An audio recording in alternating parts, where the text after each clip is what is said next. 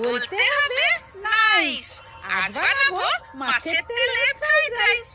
আজ বানাবো মাছের তেল দিয়ে এক অসাধারণ রেসিপি, মাছের তেলের ফ্রাইড রাইস। প্রথমে একটা পাত্র নিয়ে ওতে বাসমতি চাল দিয়ে ধুয়ে ভিজিয়ে দেবো 30 মিনিট। তারপর একটা হাঁড়িতে জল নিয়ে চালটা ভাত করে নেব। এটা আপনারা বেঁচে থাকা বাসি ভাত দিয়েও করতে পারেন।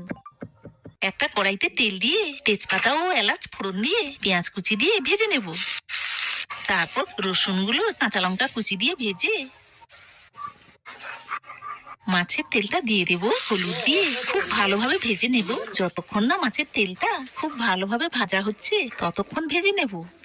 ভালো করে ভাজা হয়ে গেলে বাসমতি চালের ভাতটা দিয়ে এবং পরিমাণ মতো নুন দিয়ে খুব ভালোভাবে সবকিছু মিশিয়ে নেব 5 মিনিট। তারপর আর কি, প্লেট নিয়ে বসে পড়ুন। গরম গরম এই মাছের তেলের ফ্রাইড রাইস উপভোগ করুন সপরিবারে মিলে। আর আমার সাথে সবাই বলুন দারুণ।